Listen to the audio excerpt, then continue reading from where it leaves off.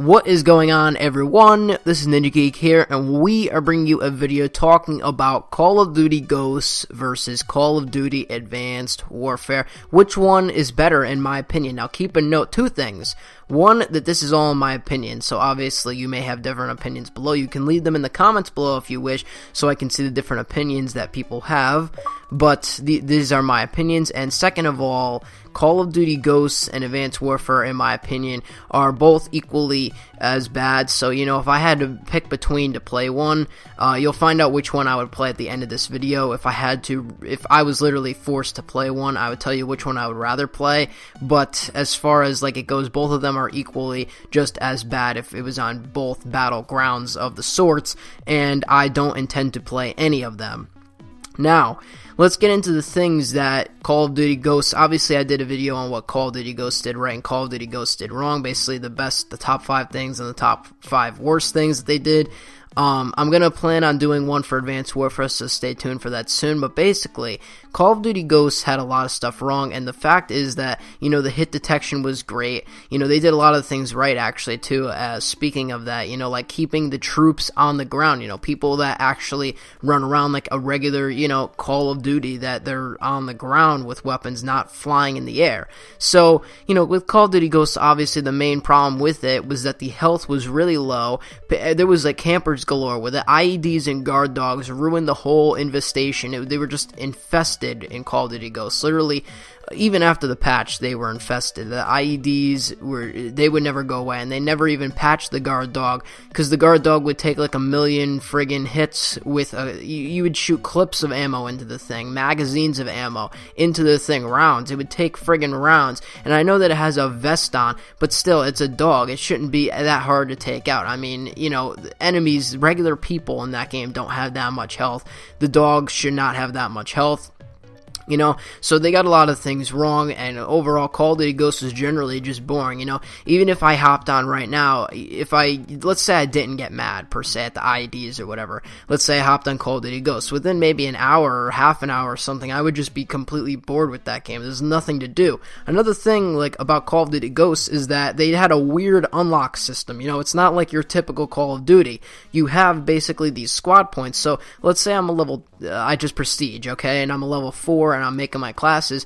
Oh, you know, that AK-12 looks really fine. That, you know, Remington R5 looks really fine. I think I'm going to buy that. So you buy it with your squad points that you have saved up, and there you go. You have the weapon. You could also buy attachments for it. There's no unlocking system, and that kind of threw me off, as well as lots of people, you know.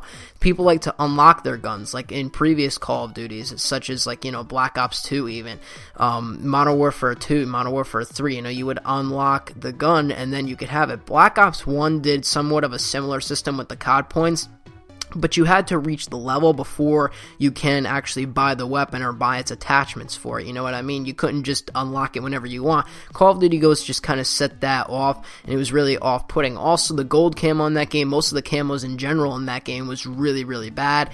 Camos obviously don't really matter in terms of, you know, gameplay, but still, the camos were pretty atrocious in Ghosts, and overall, like I've mentioned before, Ghosts was just really boring. You know, you could just run around in a team deathmatch and find maybe 10 dudes to shoot at the whole 10 minutes of playing a team deathmatch. So it's approximately like a dude every 10 minutes, or every 1 minute there's one person to shoot, which is really boring. Sometimes, you know, it depends on what map you play, of course, but Call of Duty Ghosts is just a really boring game in general. The streaks didn't make that much better, because the Assault Streak package sucked. The Assault Strike package, I mean to say, had nothing in it that was even viable to use. The Specialist wasn't as powerful as it was in Modern Warfare 3, so, you know, that was okay to use, but it wasn't powerful. The Support Strike package is mainly what I used, but even then, you know, you're not going to get tons of kills with the Support Strike package, and you wouldn't think so anyways.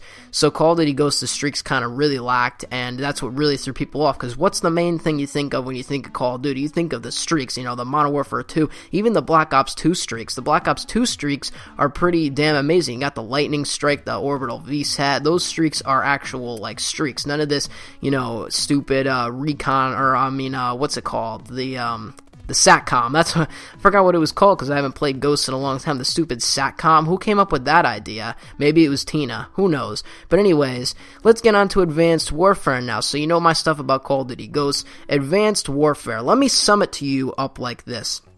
The game is fast-paced, and we've wanted a Call of Duty that's been fast-paced for a long time. You know, Black Ops 2 even was fast-paced. Black Ops 2, I think, was just about as complicated, as fast-paced as a Call of Duty that it should really get. You know, it was fast-paced at one point, but then you have the kind of slower end of things where it's not like Advanced Warfare fast-paced. That's too fast. That's really too fast for me, in my opinion. I don't like the exosuit in Advanced Warfare. I don't like the fact that I could run around a corner or jump around a corner or dodge out of people's bullets and be able to survive, and then I could turn around and look up 90 degrees and there's a dude slamming down on me, and then there's another dude dodging to my left, and then there's a dude that spawns in behind me, because the spawns are really bad in Advanced Warfare 2, so you'll have dudes like spawning to the left, right, up, and down. It's just like craziness. And sometimes, yeah, for the first time that you get on and you're like, yeah, let's play, I'm gonna play some Advanced Warfare, you know, you don't get tired of it right away, but then after a couple matches, maybe 2-3 matches, after just completely just dying because of the spawns are so bad in Advanced Warfare, that I just want to shut off the console, and that's what I ended up doing when I did play that game. Advanced Warfare is just not the game for me. Also, of course, we know the gun balance in Advanced Warfare isn't great at all. Gun balance, BAL 27 all day, ASM 1 all day. Now, of course, they did fix it so that it's not really like that now. I mean, of course, those are still the dominant weapons in the game, and everyone uses them every day, but Sledgehammer should have really, you know, fixed that way before. And another thing is that kind of pertains to this is, why don't the updates come out on the same day? Sledgehammer Games is a company that doesn't seem to be doing their job right. You know, I don't know if it's just them or if it's the company that does the older generation ports of it, or I honestly don't know, but Infinity Ward got that right. You know, every update that came out, even Treyarch got it right. Every update that came out came with every platform, you know. PC got it. Xbox 360, Xbox One, PlayStation 3, PlayStation 4, they all got it on the same day. Of course, Xbox One and PS4 weren't around when Black Ops 2 was around, but, you know, they obviously did get all of the content out on one day. You know, it wasn't like delayed by a week or something, or a week or two, or even 3, which is what the Xbox 360 and PlayStation 3 people are experiencing, and even from going from different next-generation consoles, or I guess you could say current generation now with Xbox One and PS4, you know, going between those, it was a really hard time getting the updates on all of them, you know. For a while, I think you can't even buy supply drops yet on PS4, which I'm also not a fan of, by the way. Buying supply drops is not a fan. At first, you know, the supply drop idea in Advanced Warfare is a really good idea, but buying them is a complete other story, which I don't like at all. I mean, obviously, you could have different opinions on that, like I said earlier in the video. So overall, in general, Call of Duty Ghosts versus Advanced Warfare, if you sat me down in front of a TV or a monitor or something that I could play either one of these games, and I had to choose between either of them, I can't pick any other game at all. If it was a situation like that where I had to pick either Call of Duty Ghosts or Advanced Warfare to play, I would play Call of Duty Ghosts.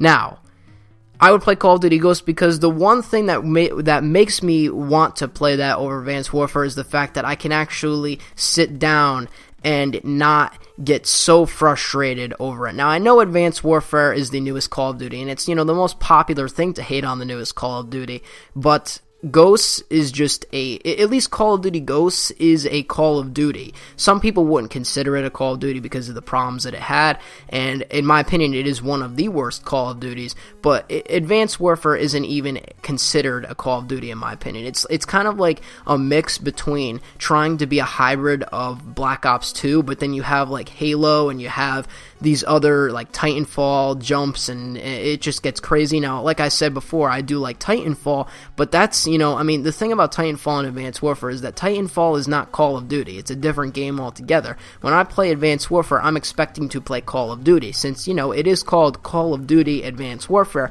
but when I play it, I'm just getting lag of duty Balfare. That's all that I'm getting in Advanced Warfare, and also other things within there too that really just make me not want to play it. That Call of Duty Ghosts, I mean, even now, obviously, you know, there's probably going to be noobs playing Call of Duty Ghosts, you know, with saying that because it's not the most recent Call of Duty, but I would rather play a boring game like that where the troops are on the ground. It was my number one thing over flying around dodging shit and, you know, people just spawning in everywhere. That's crazy to me. me. I don't like Advanced Warfare at all. So those are my thoughts. Obviously, Ghost versus Advanced Warfare. Both, though, are equally just as bad. I do not like both of them. The most viable Call of Duty to date, I think, is Black Ops 2. Sometimes I go back and play that as well, especially since Treyarch is going to be releasing the next Call of Duty. So, people are probably going to be hopping on that even more so than they are now. But anyways, I will see you with whatever my next video happens to be. If you did enjoy it, like and subscribe for more content. And I'm Ninja Geek. I'm out. Peace.